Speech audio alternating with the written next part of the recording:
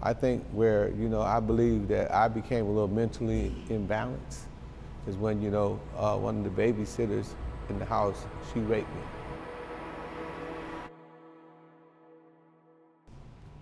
Can you introduce yourself and tell us where you're from? Hey man, my name is Ken Ivey. I'm from Milwaukee, Wisconsin, by way of Chicago, Illinois, and I'm currently living in the ATL. For sure, 100%. So you're from, what they call it, the mill? The mill, Sure. ill mill. Ill mill.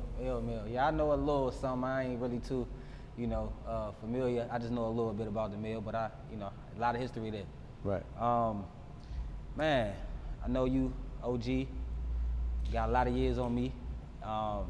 If you can, briefly kind of, walk us through like your childhood. What was that experience like for you growing up in Milwaukee? Well, since we're talking about the emergency room, we're talking about mental health, at an early part of my life, my father was a street person. So, he was in the streets all the time. So that left my mother home with us when she could be home, but she mostly be working, right? Right, correct. So I think where, I believe that I became a little mentally imbalanced is when, one of the babysitters in the house, she raped me. She literally raped me, played with my penis and all kind of stuff, did all kind of crazy shit to me. I was only 3 years old, and it traumatized me, and I didn't realize it until I was like way up in age, the reason why I became the person I was, the reason why I had such a disdain towards women, the reason why I treated women the way I treated them, because of this woman. She was a dark-skinned young lady, heavy set. I love slim women, you know what I'm saying? I don't even, no disrespect to my big sisters, but I don't even deal with big sisters because of that. I just have a terrible, relationship with people that's so heavy set, especially women. So I think that's why my head is flat in the back, because I used to bump my head against the wall, and my mother never knew what was wrong with me, but I know I was going through some type of mental situation, you know what I'm saying? Then, I was always, on the yellow bus, I was in special ed. I thought I was retarded, you know what I mean? I really thought I was retarded, but I wasn't retarded. It's just that I was going through this trauma. And I think that's the problem with a lot of our young men and women, they go through molestation, they get raped, you know what I'm saying? Trauma happened to them. Certain things happen to their life, and they never get rid of those skeletons. They hold them back. Because I didn't even know that this was the problem until I started reading books like Sigmund Freud and,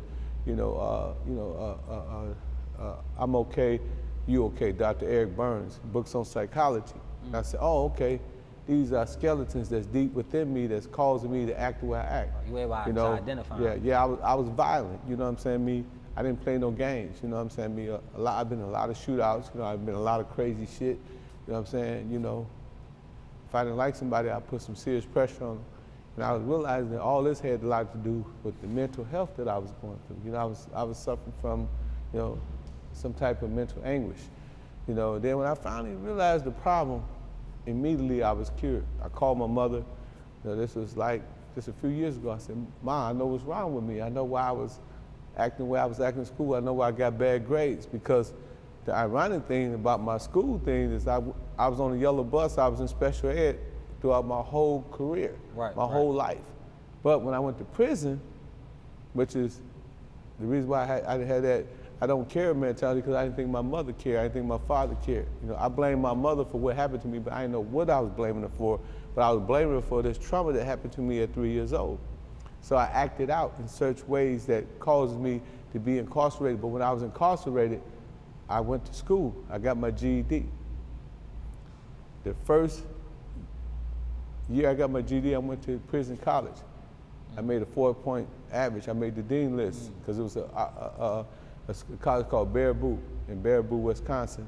It was the University of Wisconsin. So I was getting all these A's, and I'm like, what the fuck, As I'm getting all these A's when I was told that, I was dyslexic. I was told that I was mentally retarded. I was told I was a bad kid. And then a lot of other things I started, realized how to, I was small. I was only 180 pounds, so I was learning how to deal with prison life. I was learning how to use my intelligence instead of, being crazy. Because, there you ain't got no pistols. Then I realized I was a good person. Then everybody started liking me. Everybody started respecting me. And a lot of the shit around there I kind of controlled and ran.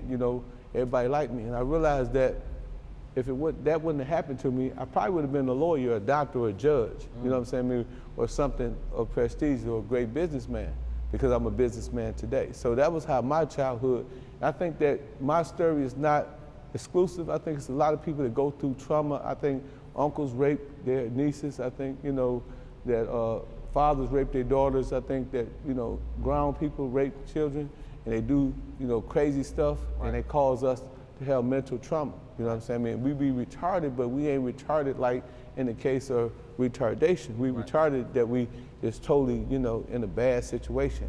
You know, we don't know what to do with it. You know, how do you tell your mother that the babysitter that she's saying to trust, you know, trust her, she's gonna be your caretaker, and this person is molesting you at 3 years old? You know what I'm saying? I mean, and that's really what happened to me. And I think, you know, a lot of people say, you know, Ken, you was a great pimp. But I think that the reason why I was so cold-hearted and I was mashing so hard in the pimp game was because, you know, I didn't have no feelings, you know what I mean? I'm like, you know, I don't give a fuck, you know what I'm saying? What happened? You know what I'm saying? You know, don't nobody give a fuck what happened to me. So I'm moving like that, you know what I'm saying? Right. Even when, you know, with the gangster shit, you know what I'm saying? From, you know, Milwaukee, he'll tell you, my homie will tell you, you know what I'm saying? You know, we had to, you know, put pressure. But a lot of people that I hurt, I regretted that because, you know, a lot of situations, like even when I was on some robbery shit, I robbed a lot of niggas that I shouldn't have robbed, you know what I'm saying? That didn't have nothing to do, and I believe that's why I got shot 3 times with a 9mm. You know, that was common coming back on me. You know, we used to, you know, run niggas off our block. We did all kind of shit. That was retardation. I was retarded, you know what I'm saying? I was crazy. You know what I'm saying? I mean, just to shoot at somebody because they hustling on the same block, that was crazy. Then, you know, even with the pimp gang, you know, I didn't care who I took girl. I take everybody girl, you know what I mean? I had all kind of little strategies and forms of manipulation to take people's women, you know what I'm saying? Me? And then when I get the women, you know, I didn't care whether they left or came. All I wanted was the money. You know, I didn't want the honey, I wanted the money. You know, it was all about the money with me. And I think that, you know, that come from my childhood. You know, that woman doing what she did to me made me not even care about nothing, you know? So at what age, if you could take us back, that you remember, like, you know, that pain and that trauma, right? At what age did you kind of, like, the switch happen when you, like, you know, start reacting out of anger towards, you know, getting in the streets? Well, I started reading is fundamental. So I started reading the 40 Laws of Power. You know, Prince Machiavelli, The Art of War, you know what I'm saying? Sun Tzu, The Art of War, you know what I'm saying? Dale Carnegie, How to Win Friends and Influence People. I started reading Lieberman book, you know, How to Get Anything You Want Out of Anybody. And it just gave me a different perspective. So my horizon changed, you know, my perspective. You change your mentality, you change your reality. Correct. You change your attitude, you change your aptitude. You know, and I realized that you catch more honey with vinegar than you catch more honey, you catch more flies with honey than you do with vinegar. So once I realized that, then I started taking a different approach. Then I started playing chess. And all this stuff started developing me mentally, where when I was young, I couldn't develop mental because I had this mental block. You know what I mean? And I was so busy and I was so traumatized that I never got a chance to be a real kid or to be a compassionate person. Because I had so much disdain towards the situation that I put that disdain on others. You know what I'm saying? I mean, and like I said, you know, a lot of people, you know, me and my partner, you know what I'm saying? We just, you know, he know I'm talking about. Me and JD, we was ruthless. You know what I'm saying? You know, we was ruthless in the town, and I didn't know why, because I didn't feel that way. You know, I was a gangster, but I didn't feel like I was a gangster. You know what I mean? I felt like a mama's boy. I felt like I was humble, but I reacted out very violently. You know what I'm saying? I was real, you know, kind of cold-hearted. You know, and if you did something to me, it's like I'm taking everything out on this person that I felt since a kid. That somebody did something. So everybody was paying for what happened to me as a kid. That was crazy, right? But it was the truth. You know what I'm saying? But I realized it just really like maybe 5 years ago while I was tripping. And I called my mama and I said, Mama, I had a vision and I saw what happened to me and I never told you. I said, I know you in your, she was about 77, 78 back then. I know you in your high 70s, but I think I should tell you this because if I don't tell you this, I'd never be cured. And ever since then, you know, I've been like, even with the hip hop fraternity, I give everybody free food. I give everybody, you know, let them in free. You know, I'm always doing stuff for people. You know, I'm always, you know, even my artists, man, I don't charge them nothing. You know what I mean? Because I believe that, you know, I was cured. You know, when I got that out of me. So your purpose You know what now I'm is saying? you feel like to help others and like kind of bring up those who, you know, may once been in your shoes before? Excuse me? I said, so is it like now, do you have like the mentality now that you know you like want to bring up those that might have been in your situation before? Well, I understand. Right, You know, right. like, you know, I deal with the Crips, the Bloods, the Vice Lord GD. They all part of the hip hop fraternity. Sure. You know, I deal with, you know, the girls, you know, that's out there, you know, that been through, you know, a lot of the young ladies that's in HHF, they tell me that they had situations, you know, where uncles raped them and all kind of stuff. So Sure. I try to tell them that I can identify with them and I understand because I've been through that. So my way of, you know, trying to help people is try to build confidence in them. Right. That's the first thing. You got to have confidence. You know what I mean? You got to believe in yourself. You know, whatever the mind believes and conceive, it can achieve. You know, always believe your beliefs and never doubt your beliefs. You know what I'm saying? Never believe your doubts. So once you can get them to that point and you can change their mentality, then you can change their reality. So I want to uplift them. Yeah, I want to uplift all the people around me. Because every time you uplift a person, you're uplifting yourself. If I put my hand on you and I'm holding you down, I can never grow because I got my hand on you. So in order to raise, I have to raise you. You know what I'm saying? And that's one of the things that we try to do at the hip hop fraternity.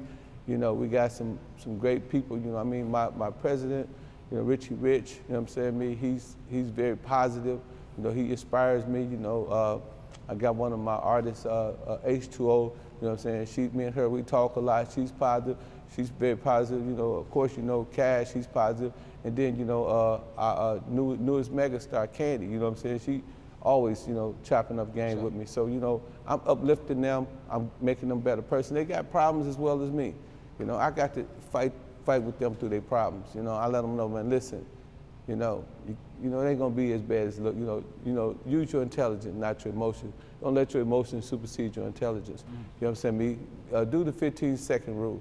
You know, if you can think about 15 seconds before you do anything, I guarantee you your trajectory or your perspective or your outcome will be different.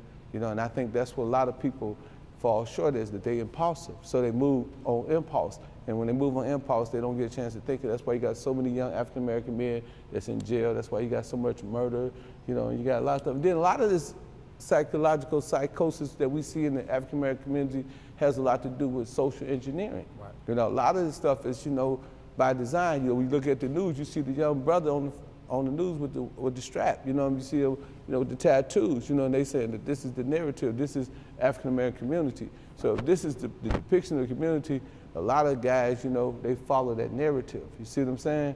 And a lot of us, you know, we think we gangsters, but we ain't gangsters. Like I said, I was the most gangster dude. See what gangster got me shot up 5 times and 10 years in prison. One nigga told me the other day, he said, man, I want to beat you. I said, well, you got to get shot 5 times, you got to go to prison, you got to lose all your money, you know what I'm saying? I mean, you got to have people shooting at you every day, you know what I mean? You got to be, you know, running from the police, you know what I'm saying? You got to do, you know, this time in the hole. I did 2 years in the hole in solitary confinement, 23 hours a day, no talking to nobody. I said, you still want to beat me? Now I'm good, OG. I know you're good. You don't want to be me. You know what I'm saying? You think you want to be me. You don't want to be the guy on TV. You don't want to be this stuff. You know, they got all these games, and they got on me last time I said there was another one blog. When I said Grand Theft Auto, I'm talking about the original game. I ain't talking about, you know, right now, a lot of people think I'm talking. Right. But a lot of those games, man, a lot of those television, that's what they do. It's television. It tell a lie to your vision. You know what I'm saying? Right. It's social engineering. A lot of us don't understand that this got a lot to do with the mental health in our community. This is why we need 911. We do need emergency. So, and I appreciate that, Ken, for sure, man. Just, you know, always, like, because I've been following up with your interview, just basically, like, you know, what you stand for and, you know, your logic and the mentality you had today, you know, it's definitely commendable just for hearing and seeing the experiences that you had from the past. So I have a question for you. Seeing as though that you stated, you know, basically the mentality that you adopted to from the, you know, traumatic event that happened when you was once a baby, are you familiar with PTSD? Yes, sir. Do you know what it stands for? Yeah, post-traumatic stress disorder. So I think that situation is very prevalent. Right. You know, when you look at people who've been in the military, you know, like Richie Rich, our president, he was in the military.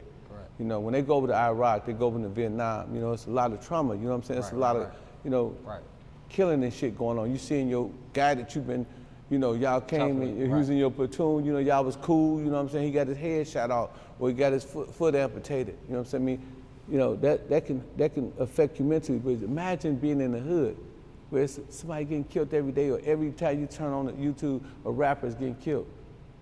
All of us got that. We all got post-traumatic stress disorder. We all suffering from that. And it's prevalent in the African-American community, but guess what? The people, the professionals, you know, the doctors and the psychiatrists and all these people, they're not dealing with it.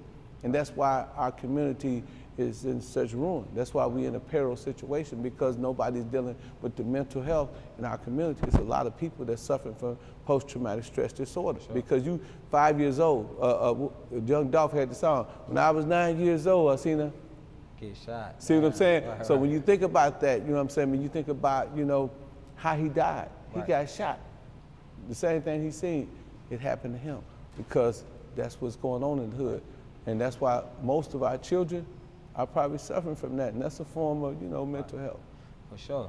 And when I mentioned earlier that, you know, I know a little something about Milwaukee, you know, I came across a lot of videos, just a lot of different people that was well-known pimps from Milwaukee. Mm-hmm. And my question to you, Ken, is like, do you remember that first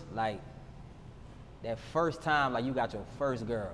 Like, how old were you and what was that day like? Yeah, like, I was 16 years old, and I really didn't even want, I don't know how I become a pimp, man. I just don't, I don't understand this shit. I don't even know why I'm Pimpin Ken. I mean, like, literally, you know, because I'm a hustler, you know what I'm saying? Right. You know, everybody know me. I sell DVDs, even in the Rolls Royce, in the Mozzie, in the, you know, whatever I'm pulling up in, I'm still hustling, you know. Right. So I'm a born hustler. You dig what I'm saying? My brother, Kali, my oldest brother, he taught me how to hustle, you know, in Chicago. So, you know, I never wanted to pimp, but I had a partner, man, JD, you know what I'm saying? He was from my town, the mill. We used to rob banks together. We used to snatch jewelry together. So when I came home, he had 3 girls, you know, we were watching the movie in the back. I said, hold on, wait a minute, Pimpin. What's this? That's the new move. Yeah, I'm saying, now he got 3 girls. How you get 3 girls, you know? And I'm like, I'm tripping. I'm like, man, this dude looking good. He looking cool. So I said, let me have one. I ain't really wanted one. So he said, which one you want? I said, give me the one that's light bright with the pussy candy stripe, you know? I said, you know, the almighty Whitey, you know what I'm saying? Yeah. Give me her. So he gave me her. And her name was Dirty Red, and you know, she showed me the game. She was 24, I was 16. She was a lot older than me. And then at that time, you know, I still, you know, I couldn't shake my hustle. I was still, you know, like I said, man, I was really crazy. You know what I'm saying? I was still doing wild shit, doing this, that, and the other. You dig what I'm saying? And you know, my niggas was hustling. They was selling dope. I was like, fuck that. I'm going to the jewelry store. All that shit y'all want to buy, I'm gonna snatch all that shit. I'm gonna go to the bank and I'm gonna go behind the counter and snatch that shit. So the pimping wasn't for me at that time, you know what I'm saying? So that was my first girl. Then my second girl was this guy named Starchild. One of my partners, may rest in peace, he died of COVID, you know what I'm saying? I mean, he was the guy that was breaking the game down to me. So he told me how to get a girl, and the first girl I got was his girl. So, you know what I'm saying, what I did, I blowed his fuse, put his girl up on some new rules and told him, you understand me, she got some new pimp tools, you know what I'm saying? Sure. So, you know, after she socked it to my pocket like a rocket, and yes, finesse 2 times, that is my line. All y'all using my line, it was Pimpin Ken line, go see pimps up, hold down, you think I'm lying. So, you know what I'm saying, yeah, I told her to sock it to my pocket like a rocket, you know what I'm saying? And then I moved on, and I went back to prison, and then when I went to prison, I started reading the books. You know, remember I told you I couldn't read? So I started, I read, it took me 3 months to read one book. That's how bad my reading was. You know what I'm saying? Okay. So I finally learned how to read, and I started reading. I wanted the other books, and you know, in jail you got to pass the books off. So they said, don't pass no books to that nigga Kenny Ivy, man. That nigga take too long, right? So they were blocking me, and I got mad, and I said, I'm going to get my GED. You know, because in prison, you know, they got TVs in Milwaukee and Green Bay. You don't have to never leave your cell. You can watch, you know, what's that? The soap operas all day. Yeah. So I went and got my GED, and I realized that I was really smart. You know what I'm saying? That the things that I didn't want to learn, I was mentally blocking them out. You know what I mean? Right. And then, you know, I learned that game. Then I said, okay, now these niggas, you know what I'm saying? I ain't gonna be shooting no dope. You know what I mean? Cause I'm reading the book, all they talking about is shooting dope and pimping. So I said, I ain't finna do that. I said, I'm finna try this shit. I said, I'm gonna be traveling all over the world. I'm gonna buy all these cars, I'm gonna live in these mansions. And I did that, you know what I'm saying? I became Pimp of the Year, you know what I'm saying? So that's how I got into the pimping. But it wasn't nothing that I never wanted to do. But I was just something that I did. And the shit talking, I've been talking shit since I was a kid. My daddy used to put me in front of his friends and have me talk shit. I don't know where I got it from, ask me, I don't know. But you know, then when I got in the game, My mama always taught me, she said, son, if you're gonna do something, be number one. I wanted to be better than everybody that was in the game. You know what I'm saying? I mean, that's why I wore the $4,000. You see them Versace suits with the real gold buttons, $100,000 bust down. I'm the first one. Jacob will tell you, I bought the first bust down from for $100,000, Rolex, presidential. You know what I'm saying? I mean, you know, I was the first guy, you know, I wasn't the first, but one of the guys in my crew that wore the solitary. I didn't want all that shit. I buy the one diamond that was worth 100,000, you know what I'm saying? And you know, my girls, you know, they was stealing that shit. They was doing all kind of shit, you know. I mean, they was getting money. So, you know, that made me, you know, be number one. But I didn't want to be a pimp of the year. You know what I'm saying? I mean, they was like, come on to the players ball. They kept begging me to come. Yeah, I was about to ask you about that. No, I didn't want to come. Right. Everybody tell you, at first, I was the nigga that was riding around with the $100,000 watches and the $100,000 rings, living in the penthouse and shit, quiet. I didn't want nobody to know I was a pimp. Right. Then when I went to the Pimp So Hold Down, I went to Bishop Party in '95, you know, I'm having fun, I'm drunk, you know what I'm saying? I'm talking shit. Yeah, I'm drunk, I started popping. The next day, them niggas started following me around and like, hey man, woo, woo, woo. And you know, my hoes had minks and diamonds, you know, my bitches look better than everybody bitch, you know what I mean? But I thought everybody was doing it good like me. So now I don't know what the fuck is going on. It's a party, a bunch of niggas and shit, I don't know what the fuck is happening. So I'm looking at these niggas and I'm like, yeah, what's happening? You know what I'm saying? Then I started talking shit. I said, hold the blow, a barbecue meal, dude. You know, I'm saying, yeah, man, you know, these hoes, woo, woo, I'm popping it, and all these niggas loving it. So they filmed it. And then when they filmed it, they said, man, you got to come back. And Ice-T was there. So I said, I'm going to come back. You know, so I really ain't really got into the groove of the shit yet. Right. So when I go back, it's in '96. So I go back, Ice-T like, everybody like, there go Ken, you know. They wouldn't call me Pimpin Ken, they call me Kenny Ivory. If you listen to the tape, they'll call. So now HBO is there. So they got a camera. I said, hold on, man, what you doing, man? Get that motherfucking camera out of my face, right? Yeah. So I'm, I'm from Milwaukee, so I'm a little gangster too, you know what I'm saying? So like, man, get that shit out of my face, nigga. You know what I'm saying? No, we HBO. I said, who? I said, come here, man, let me holler at you. Yeah. So I gave them my number, and next thing you know, they come over to Milwaukee. Then all the parties, we took all that shit from Chicago, moved it to my city, you know what I'm saying? Because I got all them niggas, you know, they fuck with me. Then all the niggas in Chicago fuck with me, niggas around the world fuck with me, because I was really doing the shit, right? Yeah. So then that's when you see all the parties on HBO, that's all my parties. All them niggas, that's all my shit. So I took that, then I took it to Vegas, and so I hijacked the whole project, and I made them give me credits. I made them, I told them I'm gonna shoot my own, I had cameras just like y'all got. I said I'm gonna shoot my own movie. I said the movie gotta end with me.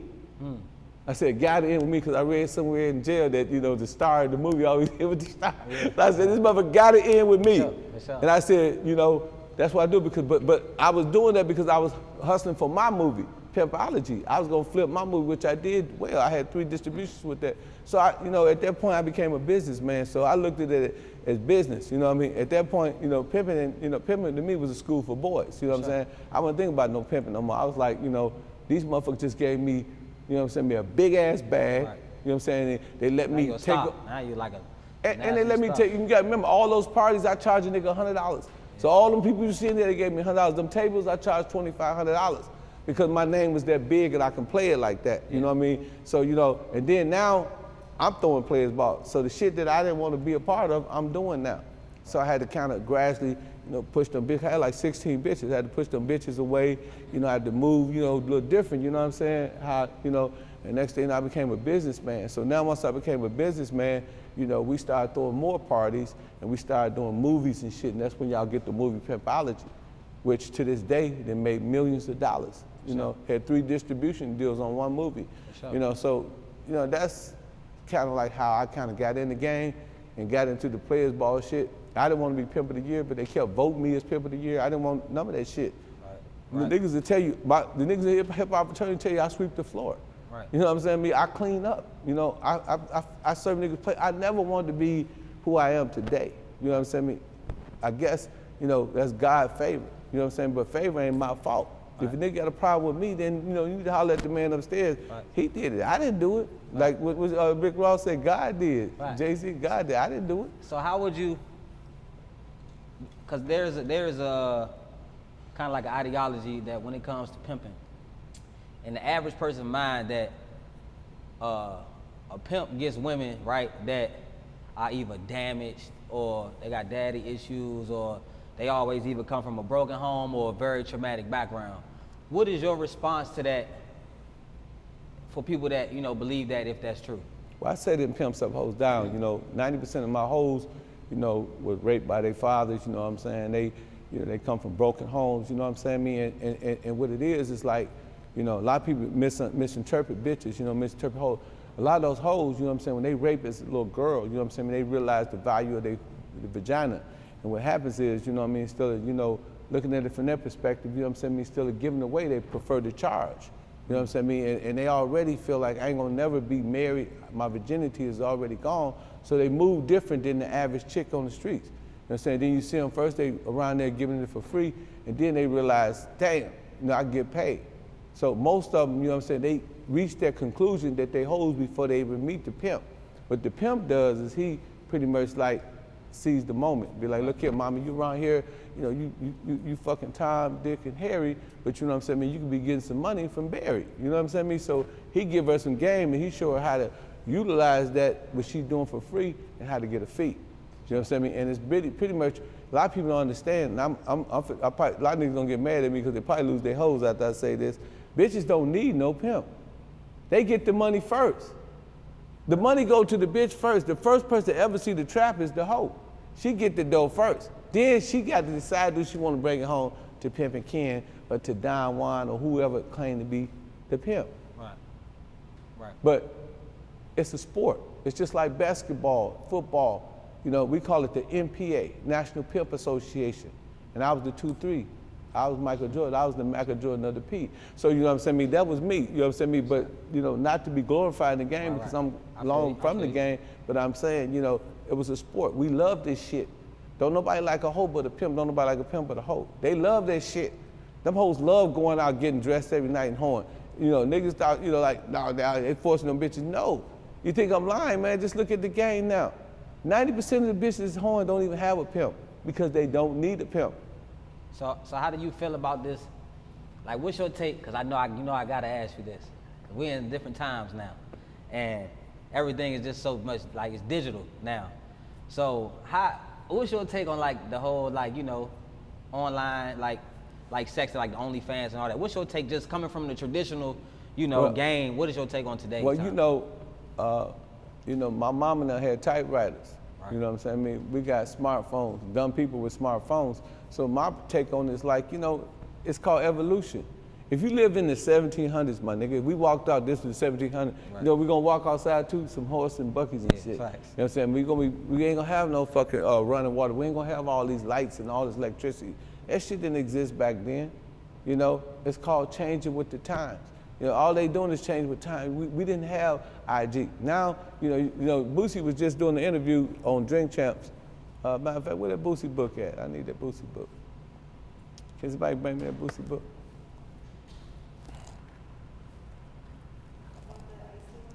Yeah, both of them. This is a good time to bring the books in. Right, sure. Don't edit this out, please.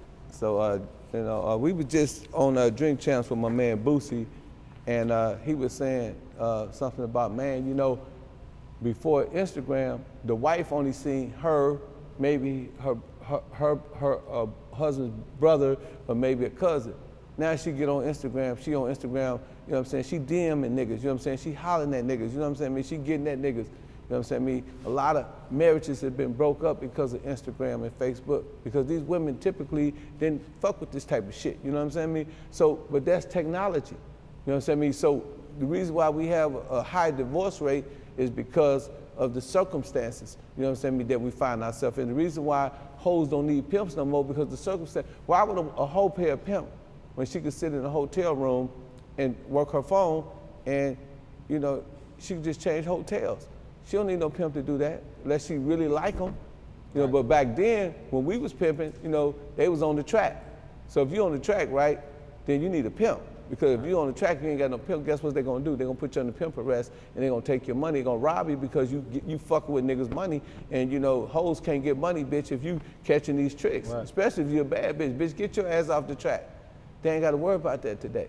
They go in any hotel and sit up in there, and them tricks gonna come in, they're gonna pour in like Niagara Falls. Right. and they're gonna get money. So that's the reason why the game. Y'all changed the game. You know, Mark Zuckerberg and, you know, Mark Cuban and Bill Gates, they changed the game. You know, Jeff Bezos, the game has changed. You know, the way things move, you know what I'm saying? So, you know, you got to change. When they change their game, you got to change the game. You know, I've never been monolithic, you know what I'm saying? I've never been, you know, just one way, you know. So when they change their game, I change my game, you know what I'm saying? And I think that's in all aspects of life. So the pimping is not the same, if that's what you asked me, because the technology ain't the same.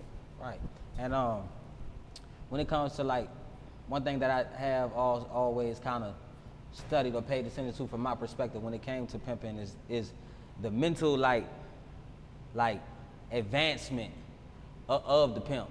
That, you know, no matter the circumstance that the girl might come from, but just like the ability that. So what you saying? Yeah. We can sell water to a well. Yeah. We sell rice to a Chinese. Right. So how? Okay. So that's all mental, right? Man, how listen. does somebody develop such, you know, kind of mental tactics, or however you would put it? Man, when you getting a motherfucking band a day, when the bitch giving you a band a day, you get very creative. You know what I'm saying? You like, man, I gotta get this bitch some more game. She coming in the door. That's why a lot of niggas lose their hoes. They run out of game. Then they just want to lay up with the bitch and, you know, kick it and, you know, play with their toes and shit. You know, and then the bitch be like, no, nigga, I could get that from a trick. Right. You know, nigga gotta have, your game gotta be tight, man. I got more game than Van Cannon, got poker beans and more flavor than now. Let him give a bitch more kicks than a karate play. I know it sounds cliche, y'all heard me say it 1,000 times, but I'm serious. If I want to get in the bitch head, I'm gonna be like a snake. I'm gonna get up and I'm gonna spit that venom up and I'm gonna get up in it, and you know what I'm saying? Especially if there's some pimping going on, you know, hey, she gonna give me that do, re, mi. You dig what I'm saying? And then, you know, you got to teach them, you know, more than just laying on their backs. See, a lot of niggas think pussy is all about pussy selling. No, it's about selling pussyality. You know, I mean, you gotta give bitch enough game. You gotta have enough game to get a bitch to game where the bitch ain't gotta sell no pussy.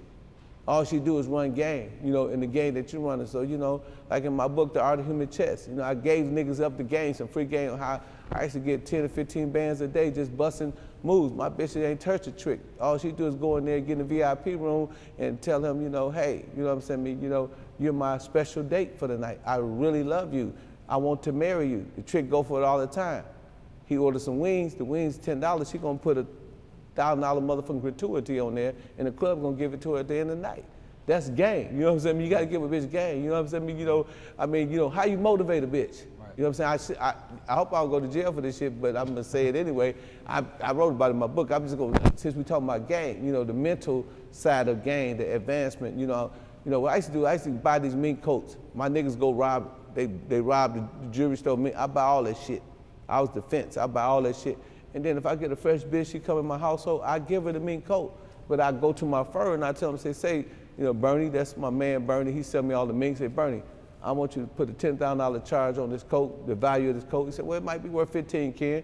So I bring her in there, you know what I'm saying? I put down 5,000, I say we owe 10,000. So now, in her mind, she feels she owed 10,000, but I already purchased the coat. But what I'm doing is I'm motivating her and I'm making her hustle hard because she thinks she got, and I'm making her stay around me longer.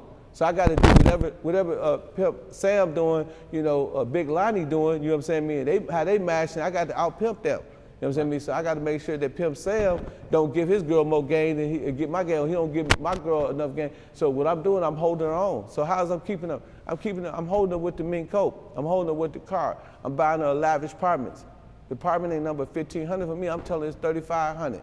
You see what I'm saying? I'm keeping her motivated. I'm putting high expectations. I'm making her hustle hard. So that's where the advancement come in. You got to give them game. You got to give them motivation. Because if she itty bitty bitch and she just getting $1,000 or $200-300, then you know if you ain't putting no pressure on her or she ain't got no bills or she don't feel she got to meet them ends, then she ain't gonna come up with that big bank. So like all my bitches, you know, they wore the best. You know, they had the minks, they had the diamonds. You know, everybody know this. You know, you go look at the tapes. You know what I'm saying? This not something I'm not capping. I ain't making this up, and I'm not bragging either. I'm just telling you. I'm just answering your question. You know, so that's how we do it. You know, you got to have game. You know, you can't send a broad up in the strip club and tell her let a nigga make it rain on you. Fuck that rain. What we gonna do? You get that motherfucking DJ.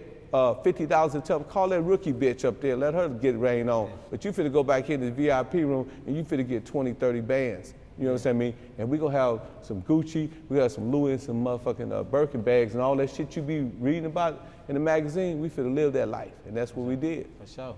So you being, you know, probably around numerous hundreds of thousands of women, when you went to prison, right? Mm-hmm. Whole opposite of 1,000 women to 1,000 niggas. Mm-hmm. How was your mental adjustment to just that environment from, you know what I'm saying, being on the whole other side of the ball? The first thing that fucked me up when I went to prison, I had to take a shower. You know, it'd be like 20 niggas, you know. Yeah.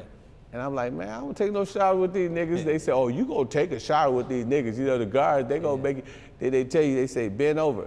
I said, bend over for what? They bend over and cough. I said, man, this is humiliating. You know what I'm saying, me? And then, you know, you get in the cell, then everybody's a pimp. Everybody had keys, everybody. So you get, you know, when you first come, you believe in niggas. Then they niggas come from the block like, man, that nigga ain't nothing, that nigga's a bomb, man. That nigga live on 3 cans and a 40 ounce, man. That nigga straight bomb. Then you get to, you know, learning how the prison system work. And then what I did, I just started studying niggas' reactions. I studied niggas' face. I studied their hands. I studied everything. And that's how I survived in there. You know what I'm saying? If I feel that a nigga wants some drama or something like that, I shouldn't say this on camera, but I shanked the nigga. I stabbed him before we even get to the drama. And then niggas knew that, you know, after a while, they know you don't play. So niggas ain't gonna fuck with you. You know what I'm saying? So I had to come in, I had to establish myself. I remember, you know, it was a dude, he was about 6'1", nigga buff. He was buff like a motherfucker. You know, I was a little skinny nigga, you know what I'm saying? I was about 180 pounds, you know what I'm saying? Me. So, you know, I know the prison system, how it work. I know if you fight a nigga, that by the time you hit a nigga 2 or 3 times, the guard is swamping you, right? So this nigga was talking crazy, looking at me and crazy. So what I did, I caught him right in the middle of the chow house. He stepped right in there. I just went straight up to the nigga, gave him a 2-piece. Nigga fell like a Jolly Green Giant, hit the motherfucking ground. You know what I'm saying? Niggas knew from that point on that I wasn't playing. You know what I'm saying? Me and, you know, my time was easy because, you know, you gotta go and you got to deal with the psychology of prison. You know what I'm saying? Me, you can't gamble in that motherfucker. You gamble, you owe the motherfucker. You know what I'm saying? Me, you invite yourself to drama. You know what I'm saying? I mean, you know, don't take nobody, if some nigga got a store and he try to offer you the 2-for-1 shit, if you ain't got no money coming, you know your mama now ain't sending you no money, don't take that shit. You know what I'm saying? You know, if a nigga too friendly to you or whatever, you know what I'm saying? You know, back up from that nigga, you know what I'm saying? Cause he don't got no reason to be friend. And then, you know what I'm saying? If you when I was in the feds, we hung around niggas from the Midwest. So the Detroit niggas, Chicago niggas, and Milwaukee niggas hung together. The DC niggas and New York. Yeah, you from DC? Yeah, I'm from DC. Yeah, it's live, Mo. What's up, Mo? What's up, yeah. You know, I know about that DC shit. So all them niggas, you know, we hung together, and you know, that's how I did in prison. But you know, I was the Grand Sheik too. You know, Moorish American. So I kind of had 300-400 niggas up under me. You know what I'm saying? I was the leader in prison.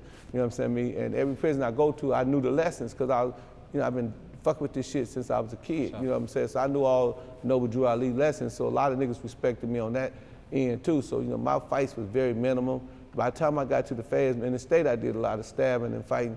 By the time I get to the feds, I slapped one white boy for turning the TV off BET one time.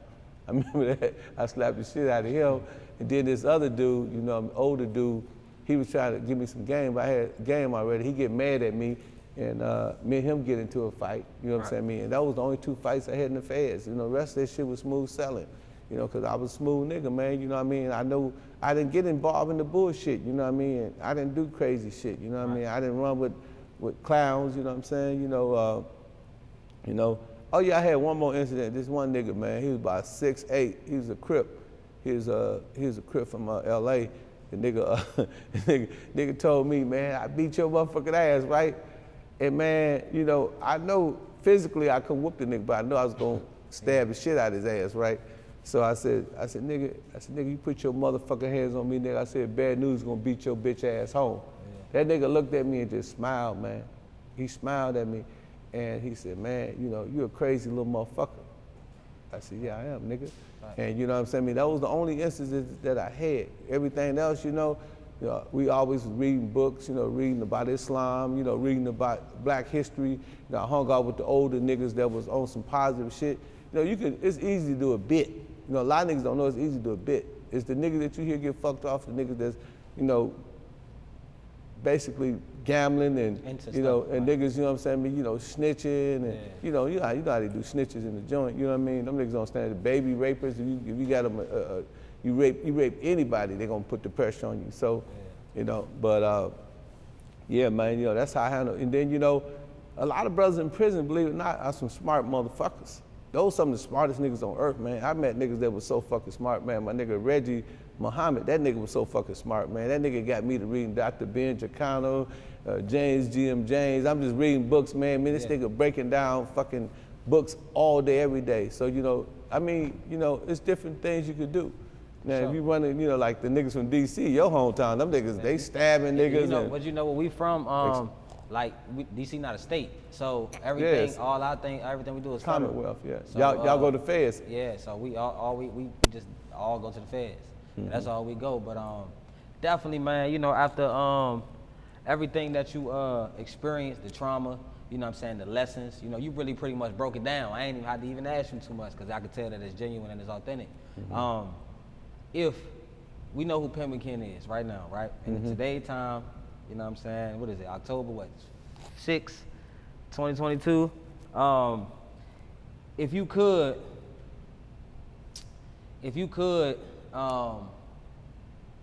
would choose, if you could come back as anybody other than yourself, would you? Come on. Would I come back other than me? Yeah, like if you had the power to restart your whole life and not experience nothing that you spoke on and come back as a whole nother person, would you? Yeah, man, I'd probably come back as either Cash or Richie Rich or P.B. Pluto. Yeah. You know what I'm saying? Those some cold niggas, man. My nigga Richie Rich a cold nigga, man. I fuck with him. My nigga Cash cold, P.B. Pluto cold. You know, I don't want to be no woman. I definitely want to come back as a woman, but you know what I'm saying? I mean, you know, So Candy, you know, my girl H2O, you know what I'm saying? You know, those are some people that I admire, man. You know what I'm saying? And, you know, if I could have their principles, I would love to come back and have their principles because these are the people that follow me at the hip hop fraternity. I know people say, oh man, that's what he's supposed to say, that's politically correct. But no, I'm saying, you know, I'm really around some good people, man. And everybody in the HHF, man, they inspire me, man. These young people, man, they teach me so much, you know. And, you know, you know, if I was gonna follow somebody, you know, and I could be young again, I would be just like them. For sure. Okay, man. I appreciate you, bro, for coming through, man, sharing your story. Make sure y'all get that new book by Ice-T, Split the City, and Cross the Track by my man Boosie, Badass. And make sure y'all follow NPR Richie Rich _ and H2O, So Candy, and my man Cash, Jet Boy Cash. Yeah, you know, that's the family. And my son Supreme, you know, and all the rest of the HHF members.